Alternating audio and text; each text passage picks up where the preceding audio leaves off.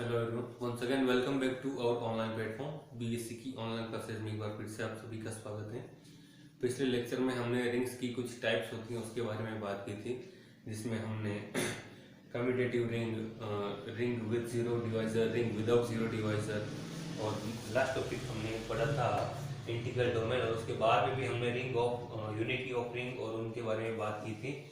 और एक बार वापस हम इनको थोड़ा रिवाइज कर लेते हैं कि कम्यूटेटिव रिंग क्या होती है। ऐसी रिंग जो अपने आप में कम्यूटेटिव मल्टीप्लिकेशन ऑपरेशन के रिस्पेक्ट में कम्यूटेटिव प्रॉपर्टी को रखती है, यानी कि ए और बी अगर मेरे पास कोई भी दो एलिमेंट हो जो कि आपकी रिंग को बिलोंग करते हो और रिंग हमारा यहाँ पर नॉन एम्प्टी सेट है, तो इस केस में यदि आपका मल्टीपल ऑपरेशन के रेस्पेक्ट में ए डॉट बी अगर आपको वापस मिल जाए बी डॉट ए, जहाँ की फॉर एवरी ए और बी ये हैं किसके, हमारी सी आर के हैं, तो इस केस में ये जो आर होगी वो हमारी कम्यूटेटिव रिंग कहलाती थी। क्या कहलाती थी? कम्यूटेटिव रिंग कहलाती थी। क्लियर? इसके बाद हमने पढ़ा था इंटीग्रल डोमेन। इंटीग्रल डोमेन का मतलब पूर्णांक की प्रांतीय हमने पढ़े थे। इसकी तीन प्रॉपर्टी हुआ करती थी। अगर कोई भी रिंग आपकी इन तीन कंडीशंस को फॉलो कर दे तो उस रिंग को हम कहते थे कि वो रिंग क्या है, आपकी इंटीग्रल डोमेन है। ठीक? और तीन प्रॉपर्टी हमने पढ़ी थी। पहली आर हैज यूनिटी हो, दूसरी हमने पढ़ा था वो कम्यूटेटिव हो, और तीसरी बात हमने की थी वो R has without zero divisor हो, विदाउट जीरो डिवाइजर। क्लियर? ये तीन अगर प्रॉपर्टी हो जाए किसी भी रिंग के लिए तो वो रिंग आपकी इंटीग्रल डोमेन कहलाती थी। क्लियर? और अगर कम्यूटेटिव ना हो तो हमने पढ़ा था फील्ड। क्लियर? यानी कि r प्लस एक आपका क्रम नहीं, यानी r प्लस आपका कम्यूटेटिव हो, r माइनस जीरो यानी कि r एक ऐसी रिंग है जिसमें जीरो एलिमेंट ना हो, तो वो मल्टीप्लिकेशन ऑपरेशन के रेस्पेक्ट में अगर आपका कम्यूटेटिव हो जाए, या आपकी तीसरी प्रॉपर्टी हुआ करती थी डिस्ट्रीब्यूटिव, यानी कि a dot B plus C that is equal to a dot B plus a dot C, या फिर आप कह सकते हैं b plus C dot a that is equal to b dot a plus C dot a। अगर यानी कि ये आपकी प्लस के रेस्पेक्ट में आपकी कम्यूटेटिव हो, r minus zero for multiplication operation के रेस्पेक्ट में भी कम्यूटेटिव हो, और अगर वो डिस्ट्रीब्यूटिव हो तो वो हुआ करता था आपका फील्ड। तो फील्ड पढ़ लिया था, इंटीग्रल डोमेन पढ़ लिया था, और कम्यूटेटिव रिंग और जो भी आपके टाइप्स है उसके बारे में हमने बात करी थी। इसी को अपन कंटिन्यू कर रहे हैं। हमारा जो नेक्स्ट टॉपिक है वो है हमारा निरसन नियम, है ना, यानी कि कैंसिलेशन लॉ। देखिए कैंसिलेशन लॉ कैसे अप्लाई होता है। हमें पता है कि एडिशन ऑपरेशन के रेस्पेक्ट में, यानी कि योग संक्रिया के लिए तो हमारा कैंसिलेशन लॉ एक्सेप्ट होता है, यानी कि वो वैलिड होता है। अब मल्टीपल के लिए बात करें, वलय में निरसन नियम, देखिए मैं डी लगा देता हूँ, वलय के लिए निरसन नियम,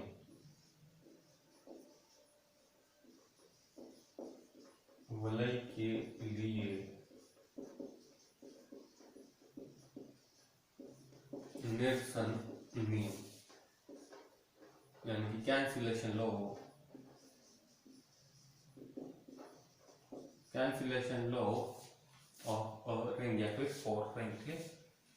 cancellation law in a ring, laws in a ring, in a ring. तो देखिए अगर हमारे पास R कोई एक नॉन एम्प्टी सेट हो, और नॉन एम्प्टी सेट हो उसमें पांच बातें, अगर R प्लस आपका एबेलियन ग्रुप हो, प्लस के रेस्पेक्ट में ये एबेलियन ग्रुप हो, और मल्टीपल के रेस्पेक्ट में वो आपका एसोसिएटिव और डिस्ट्रीब्यूटिव, इन दो बातों को फॉलो कर दे तो वो होती है आपकी रिंग। ठीक है? तो प्लस के रेस्पेक्ट में तो वो आपके कैंसिलेशन लॉ को फॉलो करेगा। और अगर मैं यहाँ पर ए बी और सी तीन एलिमेंट्स आर के कुछ ऐसे लूं, यहाँ पर मैं A dot B that is equal to A dot C बोल दूं, अगर मैं ये कहूं कि मेरे पास ए जो एलिमेंट है वो जीरो नहीं होना चाहिए, अगर ए एलिमेंट है वो जीरो नहीं है और a डॉट बी बराबर a डॉट सी है, तो इसका मतलब मुझे यहाँ से क्या मिलेगा, b डॉट बी बराबर सी मिलेगा। और आपका a कैंसिल हो रहा है, किस ओर से हो रहा है, लेफ्ट साइड से, तो इसको बोलते हैं अपन लेफ्ट कैंसिलेशन लॉ, यानी कि वाम निरसन नियम। इसी तरह से a आपका नॉन जीरो हो और अगर मैं इसको b dot a that is equal to c dot a कह दूं, तो इस बार आपका a राइट साइड से कैंसिल हो रहा है। इस केस में भी आपका b बराबर c ही मिलेगा, पर आप इसको RCL यानी कि राइट कैंसिलेशन लॉ करेंगे। ठीक है, तो मैं इसको थोड़ा लैंग्वेज फॉर्म में लिख देता हूँ। देखिए क्या लैंग्वेज है, मैं इसकी लैंग्वेज लिखवा देता हूँ। ये है एक वलय R प्लस डॉट में एक वलय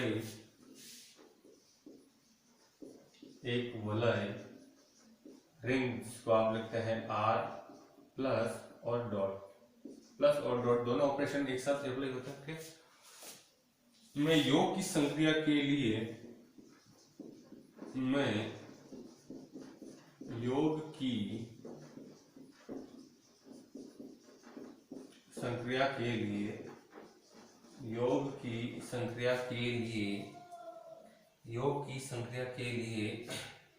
निरसन नियम सदैव लागू होता है। बिल्कुल सही, के लिए निरसन नियम सदैव लागू होते हैं। प्लस के रेस्पेक्ट में मैंने अभी कहा था आपका कैंसिलेशन लॉ ऑलवेज लागू होता है। निरसन नियम सदैव लागू होते हैं। क्लियर। नेक्स्ट ये कह रहा है क्योंकि R प्लस एक अबेलियन ग्रुप है। ये क्या होता है, क्योंकि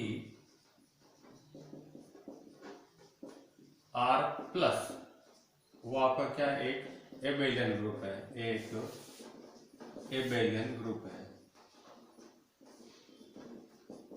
और ग्रुप है तो वहां पर कैंसिलेशन लो तो लगेगा और प्लस के रेस्पेक्ट में तो बिल्कुल लगेगा।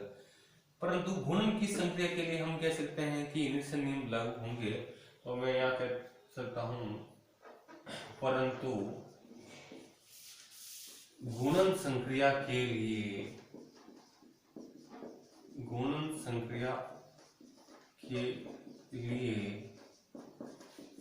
निरसन नियम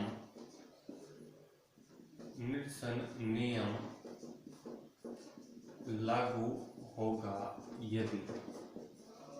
होगा यदि मैं तीन एलिमेंट्स यहाँ पर A, B और C कुछ ऐसे लेट कर लूं कि वहां A अगर आपका नॉन जीरो हो और A डॉट B अगर आपको A डॉट C के बराबर मिल जाए।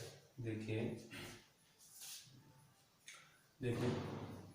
मैं कह देता हूं, यदि मैं मान लेता हूं, लेट कर लेता हूं A, B और C हमारे पास तीन एलिमेंट्स हैं जो कि हमारे बिलोंग करते हैं रिंग को, और यदि मैं कह दूं कि A हमारा कोई ऐसा एलिमेंट है जो नॉन जीरो हो और आपका A डॉट B बराबर मिल जाए A डॉट C के, तो इस केस में आपका B बराबर C मिल जाएगा। पर A किस ओर से कैंसिल हो रहा है, लेफ्ट साइड से कैंसिल हो रहा है, तो आप इसको कहते हैं left cancellation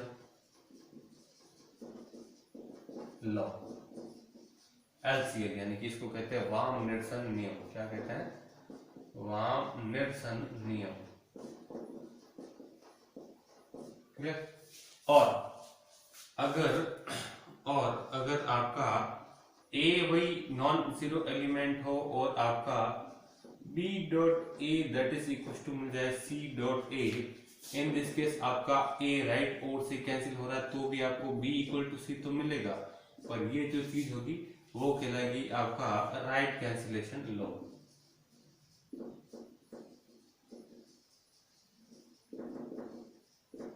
right cancellation law का मतलब होता है दक्षिण निरसन नियम।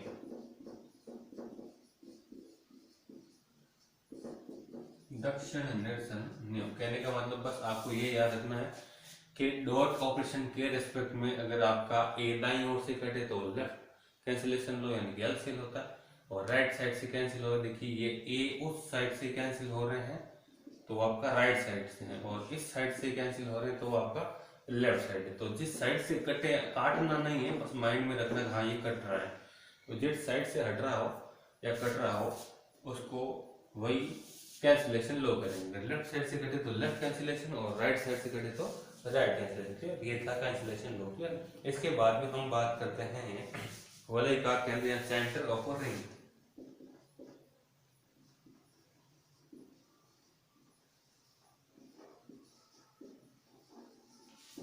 यानी कि वलय का केंद्र, वलय का केंद्र। देखिए वलय का केंद्र की ये बात कर रहा है तो सेंटर की बात कर रहा है, तो यहाँ पर सेंटर क्या होगा? देखिए परिभाषा है इसकी, एक वलय आर के सभी स्वयं युग्मी अवयवों के समुच्चय सी को वलय आर का केंद्र कहते हैं। एक वलय आर के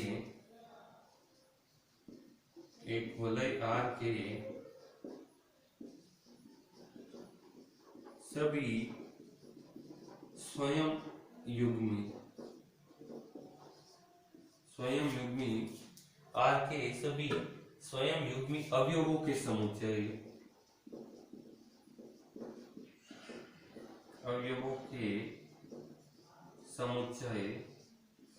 सी को वलय आर का केंद्र कहते हैं। को वलय आर का केंद्र कहते हैं।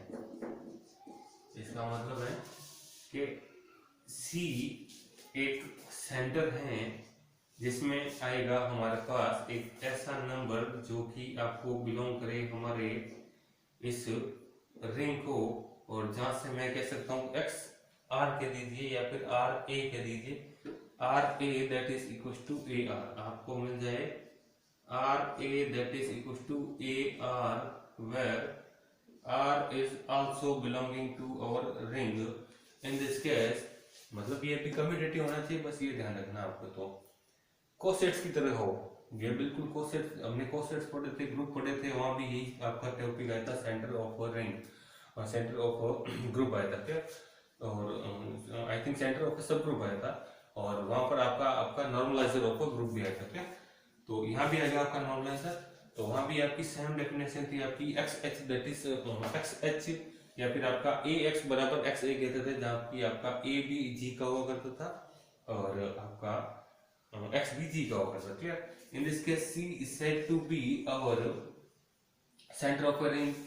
कब? जब सी बराबर एक्स बिलोंगिंग आर के लिए आपको आर ए बराबर ए आर मिल जाए। क्लियर, ए आर बराबर आर ए मिल जाए। क्लियर, या फिर आपने x यूज नहीं लिया, सॉरी r यूज लिया, तो यहाँ से आप इस r को लीजिए।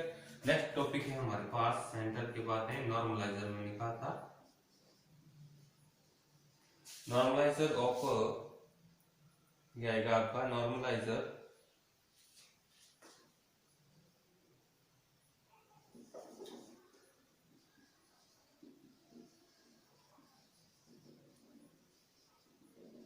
नॉर्मलाइजर ऑफ रिंग, यानी कि इसको हिंदी में कहते हैं प्रसामान्य। क्या कहते हैं? प्रसामान्य। वलय के अवयव का प्रसामान्य। Normaliser of an element of a ring, of an element of a ring, इसका मतलब है वलय के अवयव का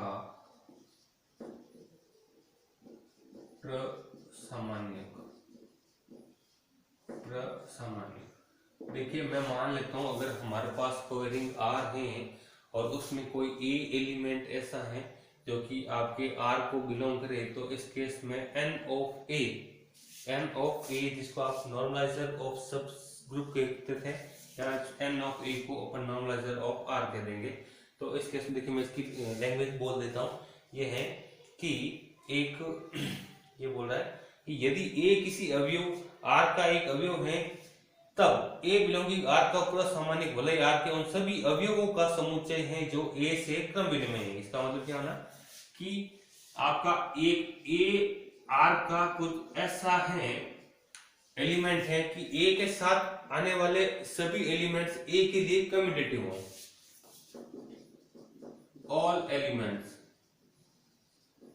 ऑफ आर, all elements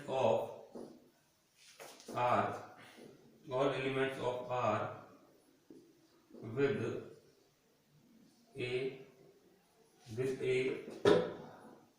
ये सारे आपके क्या हो जाए, कम्यूटेटिव हो जाए। All elements of R with A, वो आपके किसको प्रॉपर्टी को फॉलो करते हैं, कम्यूटेटिव प्रॉपर्टी को फॉलो करते हैं। अगर मान लीजिए आर का कोई एलिमेंट ले लिया आपने, आर स्मॉल आर, तो A R that is R A, या फिर एक्स ले लिया तो X A that is X A X, Y ले लिया तो A Y that is Y A. तो कहने का मतलब normaliser of A, normaliser of A वो हो जाएगा आपका for every R belonging R, we can say that R A, या फिर ए आर कह सकते हैं अपन, A R that is equal to R A, जहाँ की आपका ए बिलोंग करे वापस अपने उसी रिंग को। देखिए ये डेफिनेशन और ये डेफिनेशन आपकी एज इट इज ही है, पर यहाँ तो सी आपका एक ऐसा ग्रुप है आर के लिए कि वो सिर्फ इस आर को कम्यूटेटिव प्रूव करे, पर यहाँ पर इस एलिमेंट के सेट को अपन क्या कहते हैं, नॉर्मलाइजर ऑफ ए। यहाँ तो ये पूरा सेट है, पर ये उन एलिमेंट्स का सेट है जो ए के साथ कम्यूटेटिव हो, उनका जो टोटल सेट्स का सबसे जो टोटल आपके जो सबसेट्स बनेगा उनका जो सेट है उसको अपन कहते हैं नॉर्मलाइजर ऑफ ए। तो इसको कहते हैं वलय का प्रसामान्य। इसके बाद हमारे पास एक एग्जांपल है, तो मैं इनको इरेज कर लेता हूँ। ओके,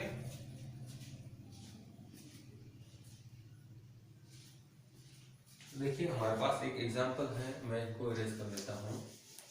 एक थ्योरम है हमारे पास,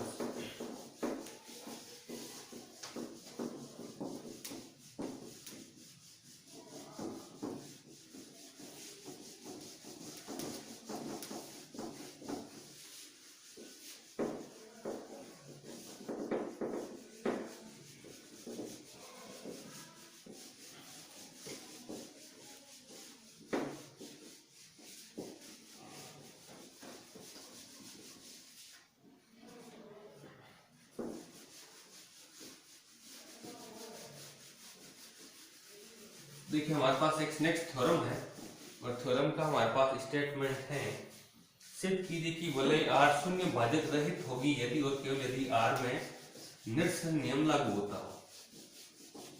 देखिए हम इसको कैसे सोल्व करेंगे। हमारे पास एक थ्योरम है,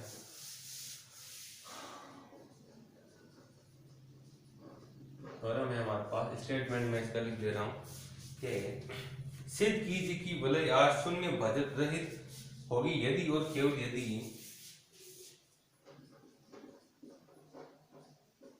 सिद्ध करो कि आर शून्य भाजक रहित,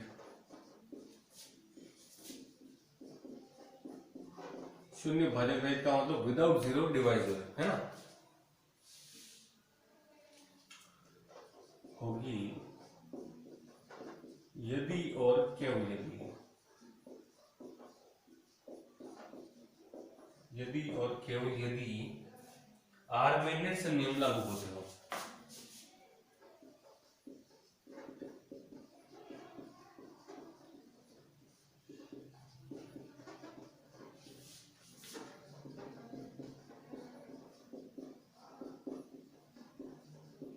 देखिए ये बोला सिद्ध करो कि आर शून्य भाजक रहित होगी यदि और केवल यदि आर में निरसन नियम लागू हो। देखिए यहाँ शब्द आया फिर से, यदि और केवल यदि, इफ एंड ओनली इफ, या फिर आई डबल एफ। ये कंडीशन जब भी आपको मिले तो हमारा क्वेश्चन चलता है बोथ दिस साइड, एक तो आवश्यक प्रतिबंध और एक पर्याप्त प्रतिबंध, है ना। तो बात कर लेते हैं यहाँ पर, पहले बात कर देते हैं नेसेसरी कंडीशन की।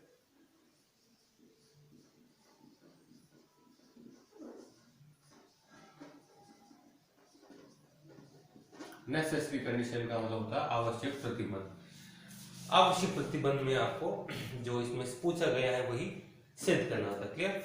तो मान लेते हैं, माना आर शून्य भाजक रहित है, मान लेते हैं इसमें माना आर शून्य भाजक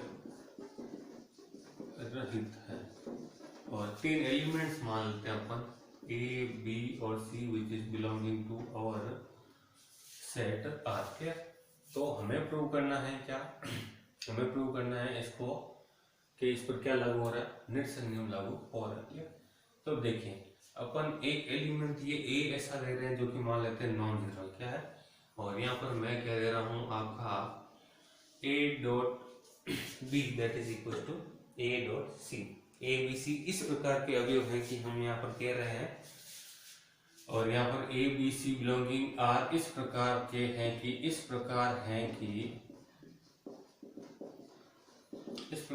कि मान लेते हैं कि ए डॉट बी बराबर मान लेते हैं ए डॉट सी। ठीक है, ए डॉट बी बराबर हमने कह दिया है ए डॉट सी के, और जहाँ की हमारा ए है वो क्या नहीं होना चाहिए, जीरो नहीं होना चाहिए, नॉन जीरो होना चाहिए। देखिए मैं एक ऑपरेशन अप्लाई कर रहा हूँ, ए डॉट बी हमें यहाँ पर दे रखा है, मैं इक्वलिटी के बोथ दिस साइड मैं ऑपरेट करवा रहा हूँ इनको एक minus of A dot C से। ठीक है, हमारे पास ए डॉट बी तो पड़ा है, और मैं देखिए इसके साथ क्या ऑपरेट करवा रहा हूँ, मैं इसके साथ ऑपरेट करवा रहा हूँ ए डॉट सी किसका, माइनस का। ठीक है, तो हमारे पास ये दो तो पड़े, प्लस मैं यहाँ करवा रहा हूँ माइनस का ए डॉट सी, तो बराबर में हमारे पास ए डॉट सी पड़ा है, और इसके भी इधर हो जाएगा प्लस का minus of A dot C. क्या, अब देखिए हमने यहाँ पर एक ऑपरेशन लगाया, इसके बोथ दी साइड हमने minus of A dot C यहाँ पर ऐड किया। अब किसी भी एलिमेंट को देखिए ए में मैं ऐसा क्या जोड़ू, मेरा एलिमेंट मेरा आंसर जीरो आ जाए, that is minus of A. In this case minus of A हमारे इस एलिमेंट ए का एडिशन ऑपरेशन के रेस्पेक्ट में आइडेंटिटी एलिमेंट के लगा था। ठीक है, तत्सम अवयव योग संख्या के लिए, तो यहाँ पर हमारे पास ये जो ब्रैकेट है वो किसका काम करेगा, वो काम करेगा हमारे पास तत्सम अवयव का। ठीक है, in this case A dot B है ना, ए डॉट बी प्लस मैं इसको क्या लिख सकता हूँ, इसको अपन लिख सकते, देखिए मल्टीपल में तो आप किसी एक से गुणा करा दीजिए, तो यहाँ मैं लिख सकता हूँ A dot minus C that is equal to, इसको इसके साथ ऑपरेट करने का हमारा आंसर देगा जीरो। और मैं इसको देखिए क्या लिख सकता हूँ, A dot B plus A dot minus C है, तो मैं इसको लिख सकता हूँ A dot B minus C, ताकि आपको A dot B plus A dot minus C मिल जाए। क्लियर, बराबर है हमारे पास zero, but as we know that कि ए हमारा क्या है, non zero, but we know that but A is non zero, और दो का डॉट प्रोडक्ट जीरो हो रहा है, इसका मतलब बी जीरो है कौन, इसका मतलब since B minus C is zero, it means मैं कह सकता हूँ बी बराबर क्या मिल जाएगा, हमें सी मिल जाएगा। बी बराबर मिल गया सी, इसका मतलब इस पर नेचर नियम लागू होता है, सिंपल है। यानी कि अपन यहाँ से कह देंगे कि अर्थात चूंकि आर शून्य भाजक है और ए नॉन जीरो, इसलिए बी माइनस सी बराबर जीरो, इसलिए बी बराबर सी मिल जाए, इसलिए आर में वाम निरसन नियम लागू है, इसलिए मैं कह सकता हूँ इसलिए आर में वाम निरसन नियम लागू होता है। वाम निरसन नियम यानी कि लेफ्ट कैंसिलेशन लॉ इसमें लागू हो रहा है। अब अपन बात करते हैं इसकी सफिशिएंट कंडीशन की।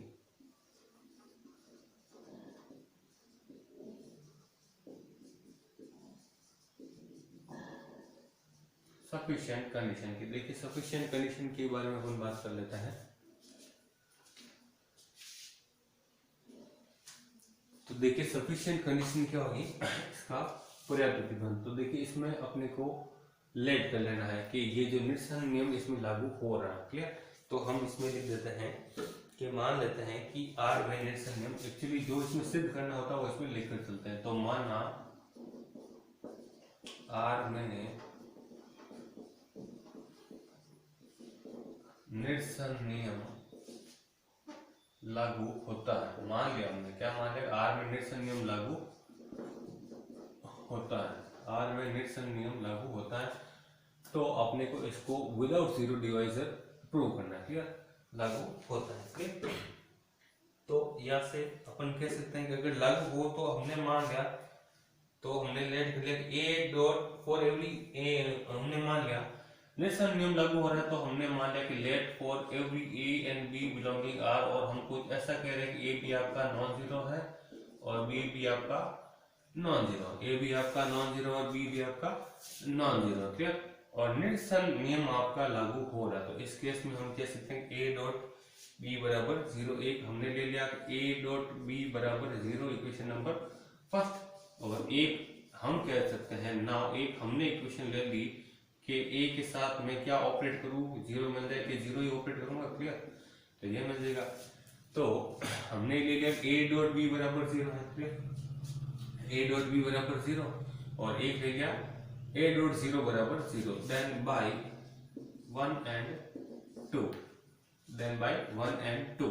तो देखें 1 एंड 2 से हम क्या कह सकते हैं कि हमारे पास पड़ा है कि ए डॉट बी बराबर 0 और ए डॉट 0 बराबर बी 0, ए डॉट 0 बराबर बी हमारे पास 0 है, इट मींस किसकी जगह कौन है, बी की जगह 0 है, बी की जगह 0 आया, पर हमने तो बी को क्या लिया था, नॉन जीरो लिया, तो इस बात का विरोध हो गया, इट इज कॉन्ट्रडिक्शन, जो कि विरोधाभास है, जो कि विरोधाभास है, तो बोलते कॉन्ट्रडिक्शन, कॉन्ट्रडिक्शन, ठीक है, जो कि विरोधाभास है। इसका मतलब जो आपने ये प्रूव कर दिया वो चीज गलत है, गलत है इसका मतलब सही क्या, बी आपका नॉन जीरो, बी आपका नॉन जीरो, और बी अगर नॉन जीरो है तो हमारा आर यहाँ पर क्या हो जाएगा, शून्य विभाजक रहित हो जाएगा, सही बात है, बी नॉन जीरो मतलब इसमें 0 नहीं है, इसलिए आर शून्य विभाजक रहित वलय है। देखिए हमने नॉन जीरो लेकर चले, हमने प्रूव कर दिया ये 0 है, तो ये इस बात का विरोध हो गया, इसका मतलब जो हमने प्रूव कर दिया वो गलत है, तो सही क्या है, जो लिया था तो नॉन जीरो लिया, ये चीज सही है, तो नॉन जीरो का मतलब 0 नहीं है, 0 ना होना मतलब शून्य विभाजक रहित हो गया, क्लियर। तो ये थी हमारी थ्योरम। आई होप आपकी आज के वीडियो में ये थ्योरम और आपका ये पूरा टॉपिक आपको समझ में आया होगा। तो फिर नेक्स्ट लेक्चर में एक नए टॉपिक के साथ मिलते हैं, तब तक थैंक यू।